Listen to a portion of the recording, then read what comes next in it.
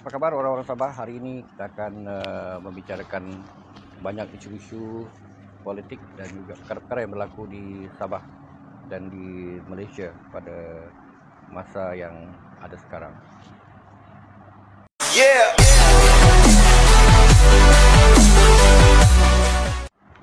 Baru-baru ini kita mendengar Tun Dr. Mahathir mencadangkan Shafie Apdal sebagai calon Perdana Menteri yang ke-9, dan ini telah menggugurkan nama Anwar Ibrahim yang sepatutnya merupakan calon bagi Pakatan Harapan, menunjukkan bahawa Tun Dr. Mahathir sengaja untuk mencadangkan nama Shafie Apdal walaupun dia tahu Shafie Apdal tidak akan mendapat sokongan daripada ahli-ahli parlimen yang berada di dalam Pakatan Harapan sekarang, kecuali Mahathir sendiri, anak beliau dan juga mereka-mereka yang berada di dalam warisan. Jadi agak pelik, agak melucukan, dan juga ini merupakan apa yang kita anggap adalah sebagai satu lawak yang paling melucukan abad ini. Seharusnya orang-orang Sabah tidak mudah terpedaya dengan apa yang dikatakan oleh Tun Dr. Mahathir. Apa yang kita lihat di dalam senario politik sejak daripada bulan Februari, di mana kerajaan Pakatan Harapan jatuh disebabkan oleh tindakan Tun Dr. Mahathir meletakkan jawatan beliau sebagai Perdana Menteri. Kerajaan PN hari ini di bawah pimpinan Tan Sri Muhyiddin Yassin sebenarnya tidak langsung timbul sekiranya Tun Dr. Mahathir masih kekal sebagai Perdana Menteri dan menyerahkan tampuk pemerintahan Perdana Menteri itu kepada Anwar Ibrahim. Ianya dikira selesai begitu, oleh kerana itu yang dipercayai dan diyakini oleh orang-orang PKR, ahli-ahli PKR, sehingga sanggup untuk bersetuju agar semua calon-calon Pakatan Harapan menggunakan logo PKR dalam pilihan raya 14, termasuk Tun Dr. Mahathir sendiri bertanding di Langkawi juga menggunakan logo PKR, bukan logo Bersatu. Jadi very clear yang ahli-ahli merasa kecewa dengan apa yang dilakukan oleh Tun Dr. Mahathir, seolah-olah tidak pernah menghargai Anwar Ibrahim, sedangkan sebelum Anwar Ibrahim diberikan pengampunan diraja, Tun Dr. Mahathir pergi ke mahkamah menemui Anwar Ibrahim, dan ini memberikan satu harapan kepada orang-orang Pakatan Harapan bahawa mereka boleh menumbangkan Barisan Nasional dengan adanya team up di antara tim Mahathir Mohamad dengan tim Anwar Ibrahim, Lim Guan Eng dan juga Mat Sabu. Dan strategi mereka berkesan apabila mereka berjaya menumbangkan Barisan Nasional dan menjadi kerajaan. Tetapi apabila Anwar Ibrahim sudah mendapat pembebasan dan Dr. Mahathir telah memegang jawatan selama 22 bulan, akhirnya ianya menjadi sedemikian rupa hingga Mahathir sendiri melepaskan jawatan beliau sebagai Perdana Menteri dan menumbangkan Pakatan Harapan dengan sendirinya, bukan ditumbangkan oleh orang-orang di luar Pakatan Harapan, tetapi oleh Tun Dr. Mahathir sendiri. Dan dia perlu mengakui bahawa inilah merupakan satu kesilapan besar yang dilakukan oleh seorang yang paling pintar, dikatakan paling pintar. Pintar yang bagaimana sekarang? Ia hanya menyebabkan Pakatan Harapan tumbang, dan orang-orang pemimpin-pemimpin di dalam Pakatan Harapan sendiri kehilangan jawatan, kehilangan keistimewaan, dan ianya adalah satu proses politik yang paling pelik dan lawak sehingga hari ini, begitu memalukan Malaysia secara keseluruhannya. Apatah lagi sekarang dia mencadangkan pula Shafie Apdal, dan semalam mereka telah mengeluarkan satu kenyataan pula bahawa Shafie Apdal disokong oleh 62% penduduk Sabah. Alabak. Saya rasa saya mau ketawa pun ada, oleh kerana setelah dilihat daripada jumlah undian, hanya ada 1,600 lebih orang yang memberikan sokongan. Itu tidak mewakili 62% penduduk Sabah. Sekarang penduduk Sabah adalah 3,9 juta dan pengundi berdaftar di Sabah melebihi daripada 1 juta orang. Jadi berapa persen daripada 1,800? Jangan buat lawak lagi lah. Tolonglah kepada mereka yang suka angkat kaki, suka nak balun berita yang begini, nampak begitu terdesak. untuk menunjukkan bahawa Safi Abdal ini mendapat sokongan ramai. Kalau berani saya cabar. Buat pungutan suara secara betul. Supaya seluruh orang yang boleh mengundi di Sabah ini boleh menentukan bahawa menyokong ataupun tidak kepada Safi Abdal untuk menjadi calon. Kalau berani, saya rasa tidak berani. Kamu tidak berani.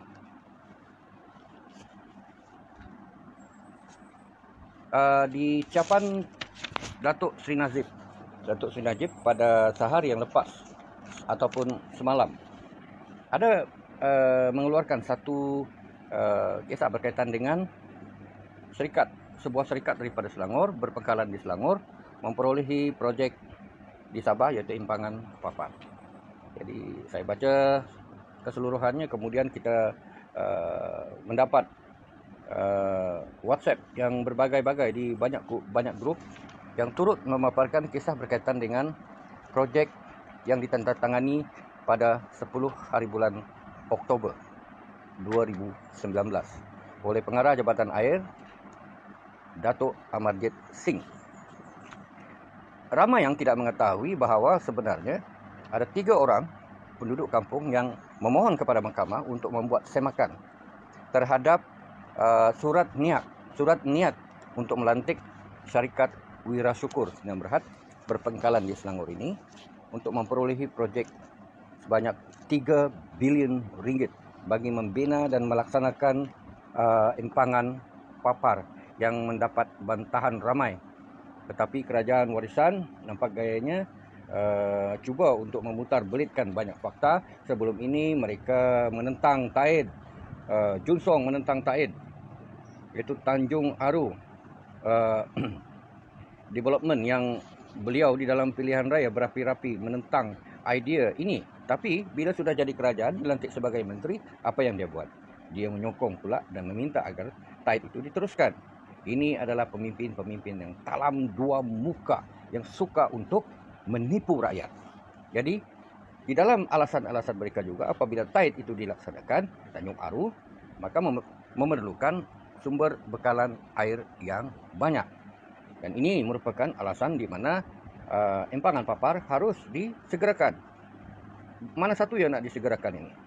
Projek yang sebelum ini mereka sendiri menentangnya, iaitu pembinaan Impangan Kaiduan oleh kerajaan yang lepas, ditentang oleh orang-orang yang berada sekarang di dalam warisan. Malah mereka yang sudah menjawat jawatan sebagai menteri lupa segala-galanya perjuangan mereka sebelum ini. Bermakna mereka hanya menggunakan Impangan Kaiduan untuk kepentingan politik bagi mendapatkan sokongan. Tapi apabila mereka menukar saja nama daripada Kaiduan kepada Impangan Papar, mereka hanya nampak ringgit. Ting ting. Itu saja yang mereka lihat. Maka 3 penduduk kampung ini setelah mengetahui bahawa projek Impangan Papar tetap akan dilaksanakan oleh warisan dengan peruntukan sebanyak 3 bilion kepada syarikat Wira Syukur, ditandatangani surat tunjuk niat oleh Datuk Amarjit Singh yang dikatakan sebagai Pengarah Jabatan Air. Bila pada 10 hari bulan Oktober 2019. Menarik kisah ini oleh kerana pada 9 hari bulan Oktober 2019, sehari sebelum surat itu ditandatangani, mahkamah telah memutuskan melalui satu semakan undang-undang yang dipohon oleh 2 orang plaintiff, iaitu Datuk Yong Teck Lee dan juga Encik Pang daripada Tawau, meminta semakan mahkamah untuk memutuskan sama ada Pengarah Jabatan Air itu adalah sah mengikut Enactment Bekalan Air 2003. Disebabkan pelantikan itu adalah menyalahi dan melanggar Enactment Bekalan Air tersebut yang telah mengatakan bahawa seorang pengarah hendaklah seorang penjawat awam. Dan ketika Amarjit dilantik sebagai pengarah, beliau bukan penjawat awam. Dan itulah yang dicabar oleh Datuk Yong dan Encik Pang di mahkamah. Dan akhirnya pada 9 hari bulan Oktober, mahkamah memutuskan bahawa pelantikan Amarjit melanggar peruntukan di dalam Enactment Bekalan Air Sabah 2003. Kerana dia, Amarjit, bukan anggota Perkhidmatan Awam Sabah sebelum dilantik sebagai Pengarah Jabatan Air.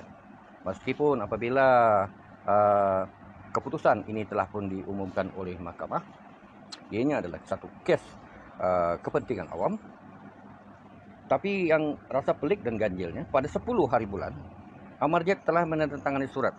Sehari selepas disahkan, telah pelantikan beliau adalah tidak sah. Jadi apakah keputusan yang dibuat oleh Amarjid dalam masa pelantikan beliau tidak sah itu menjadi satu persoalan. Bagaimana dengan gaji yang diperolehi oleh Amarjid? Projek-projek yang ditandatangani dan diluluskannya sebelum ini, adakah turut tidak sah atau ianya sekadar akademik? Jadi ini adalah persoalan yang bermain di fikiran ramai rakyat Sabah sehingga setakat ini. Jadi 3 penduduk ini telah memohon semakan mahkamah and granted. Semakan mahkamah mereka ini granted pada 5 hari bulan Februari 2020 untuk membuat semakan bagi mencabar surat niat yang dikeluarkan pada 10 hari bulan Oktober, sehari selepas Amarjid bukan lagi sebagai pengarah Jabatan Air. Sehari selepas itu, jadi penduduk ini mencabar daripada segi semakan undang-undang bahawa surat niat yang ditandatangani oleh Amarjid itu sebagai tidak sah.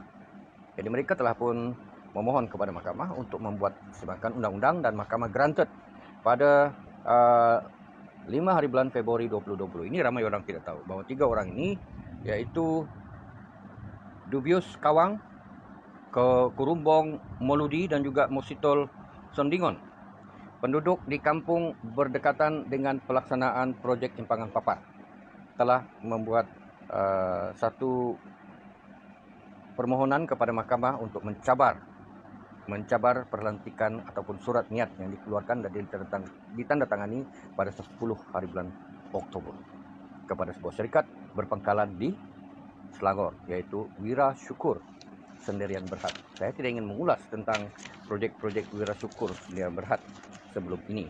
Dan satu surat juga diterima oleh Peguam kepada Datuk Yong daripada pejabat Peguam Besar Negeri Sabah bertarikh 26 hari bulan Jun 2020, beberapa hari yang lepas, yang memaklumkan bahawa Amarjid bukan lagi pengarah Jabatan Air.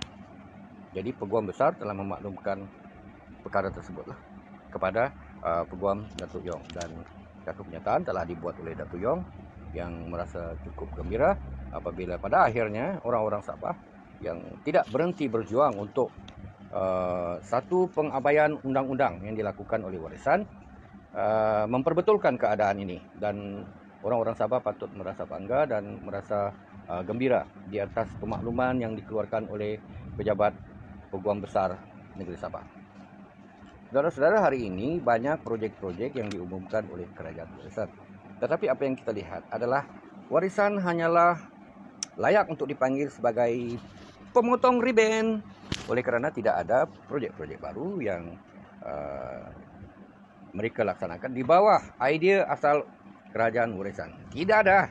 Semua projek yang mereka potong riben itu adalah projek-projek daripada kerajaan yang lepas. Mereka cuma ambil nama, jemput reporter, ambil gambar, klip-klip, klap-klap sana sini, keluar newspaper, masuk TV. Itu semua autah. Jadi sekian saja apa yang ingin saya perkatakan pada hari ini. Kita akan berjumpa lagi pada video yang akan datang. Janji kita tetap sama. Kita akan keluarkan isu Sabah IC pada masa-masa yang terdekat ini. Tapi banyak cerita-cerita menarik tentang politik di Malaysia pada hari ini yang kita ingin perkatakan. Dan jangan lupa subscribe, like and share, dan letakkan komen anda di dalam ruangan di bawah, dan juga anda boleh memberikan apa-apa pandangan dan saya akan cuba untuk menjawab apa juga soalan yang kamu ajukan kepada saya pada video yang akan datang. Sekian, wassalam, terima kasih, bye. Yeah.